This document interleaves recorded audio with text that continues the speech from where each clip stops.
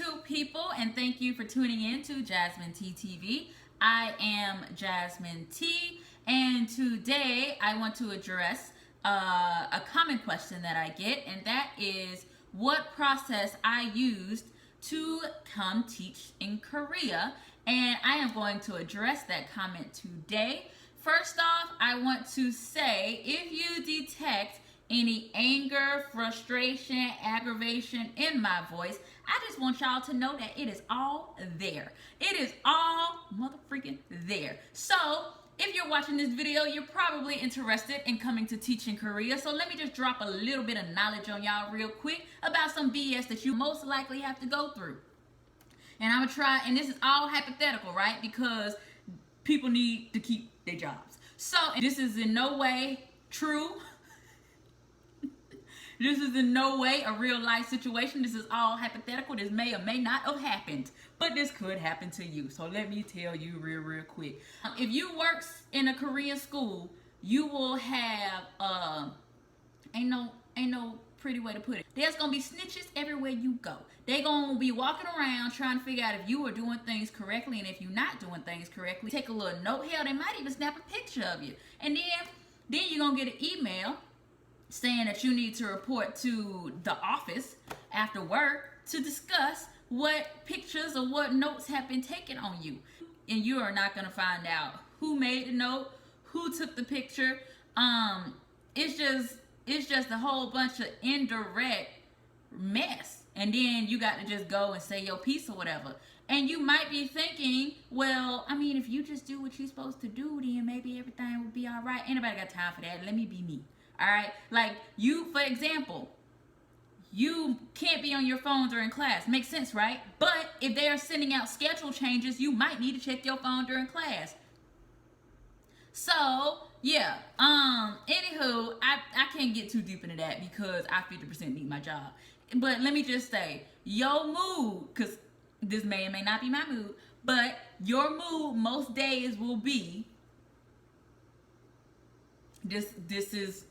I think this is the mood. I'm gonna get off my soapbox real quick. I'm gonna stop venting because that is not why y'all came here. Just had to get that out right quick because you know you ain't supposed to let stuff sit on your soul like that. You ain't really supposed. You're supposed to let that out. So, back to the original topic: the different programs that you can use to get to Korea. I know that there's Epic, there is Gepic, there is Talk, and there is Smo, SMOE. I don't know, but these are, I'm pretty sure there are others, but these are 4 of the well-known ones. And I did not use any of these. I did not use a program. I did not use a recruiter. I basically used the good old World Wide Web, and I figured it out by myself. I received my CELTA in December 2016, and by the time I finished my CELTA, I had missed the deadline for Epic, I believe. I think it was like December 19th or something. I had missed it by a few days. But anywho, I did not do Epic. I think I looked at Gepic too. And I saw that with a lot of the programs, you do get your top choices of like cities or whatever, but you still can't pick where you get placed.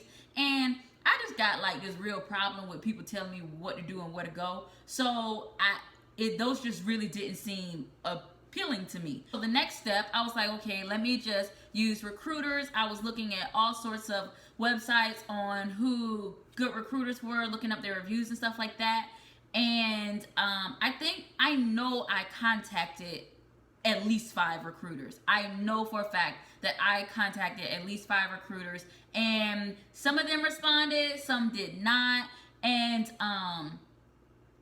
like when they would respond, you know, they'd be all nice and stuff, and then I send them my information, and then they would just go ghost. And I'm like, I thought we was building something. You know what I'm saying? I thought we was gonna make this happen together, but then they disappear, and I'm just like, okay, I guess it's just on me. You know what I'm saying? I hit the internet again, I hit Google again, and I'm just on there like all my life I had to fight. Like I'm gonna figure this out on my own. So I did have one recruiter though. She would tell me about different job openings, and she would tell me time that I could speak to the person. And I remember one time, because you know there's a major time difference, I waited up. There was a time that I could have been asleep, but I was waiting up for this phone call or this Skype call or whatever, and it didn't happen. And so when I contacted the lady, and when she finally responded, she was like, "Oh yeah, they actually turned down the interview." Well, ma'am, when were you gonna tell me? You know what I'm saying? Like, I could have been asleep. So she got on my nerves. They all got on my damn nerves. But she was the only one that was bringing me stuff, and I was not making it past interview stages. And then I was just like, maybe this is just the process. Maybe it's just slow. But I don't know, if you watched like my previous videos, then you might have heard me talking about Margaret. She is my friend who I met up in the airport with when we were coming to Korea. So this is Margaret. And Margaret and I ended up taking our CELTA together. We did not know each other before we got there. It's strange, but we ended up being friends. So we are so different. But when we were applying for jobs, like, she started applying and talking to recruiters, I would say weeks after me. Recruiters were just like bringing her stuff. I hadn't got a single job offer. I hadn't made it through a first interview, and she was getting to the point. I think Margaret got maybe 3 job offers, and I remember thinking like, and I remember thinking back to CELTA when we were just talking about where we wanted to teach, and one of our CELTA teachers told me that, you know, Asia does prefer blonde hair and blue eyes. And remember, this is Margaret. And so when she was telling me about her job offers, we were on the phone one day, and I was just like, "Margaret, what color are your eyes?" And she said blue. And I was like, it makes sense now, because with Korea, you have to submit your photo with your resume. So I'm thinking like the recruiters just snatching Margaret's little photos and stuff up. You know, they got Margaret's resume and her photo, just pushing it out to schools like she the latest doggone Audi A6 or something. And they just got me sitting in the back like I'm the hoopty. But it's okay. It's okay. I realized what was happening, and that's when I just back to the web, man. Just got to do it myself.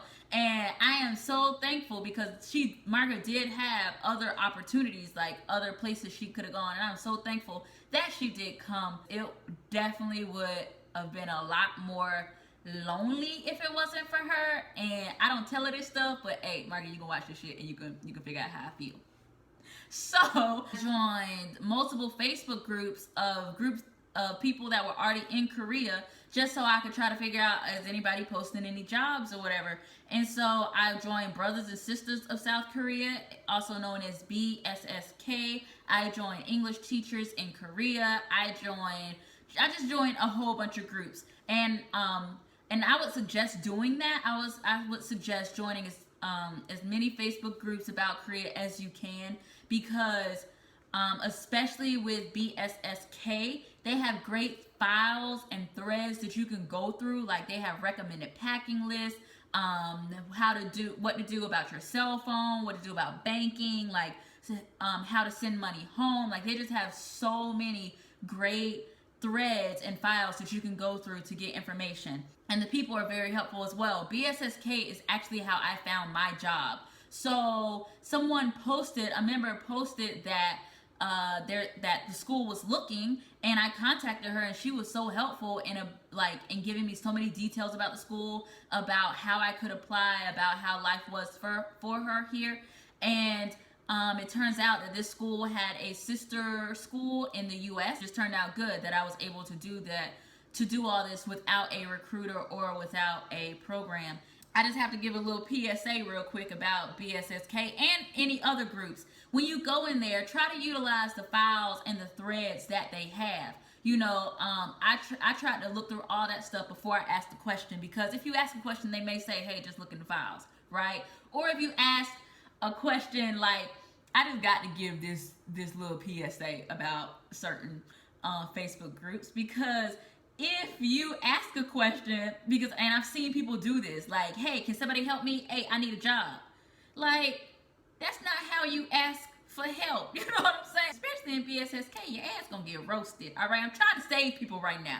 Like, please look through the files and threads. Don't ask nothing crazy, because you will get roasted, and people just gonna sit back. I love BSSK, but they will roast you. And I might get roasted for saying that shit.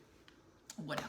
So that is the process that I took, and just a couple of other pointers. Hopefully this isn't information overload. I do want to say something. When you get your documents, like your FBI criminal background check and things like that, you may go to FBI.gov and see that the processing time can be like 8, 10 to 12 weeks. It might be a very, very long time. I used an FBI approved channeler. There's a list of them on their website, and I was able to get that process down from all those many, many weeks to about 10 days. So I would not use a channeler that is not listed on the FBI.gov website. And as far as getting your diploma, your bachelor's degree notarized, okay, like I know they say get that notarized or whatever. You do not want them to tamper with your original diploma. So what you do is you make a copy of your original. You take the original and the copy to the bank or to wherever you can find a notary, and the notary will notarize that the copy is indeed a true copy of the original. And you take your copy to your Secretary of State, and that is what they do the apostille on. So yeah, don't worry if you read that and freaked out like I did, like they gonna touch my diploma. So no, don't freak out about that. And I'll also put links below to other websites that you can use to get great information, like Dave's ESL Cafe, and Waygook and waygook.org, I believe it is. So you can, that's basically like a community of teachers. And if you do get offered a job and they send you a contract, you can actually post your contract and be like, hey, y'all, does this look good? And people will comment and respond saying, yeah, this looks good, that looks good, no, I wouldn't take this job, this contract is crap. Like, so there are definitely helpful websites like that.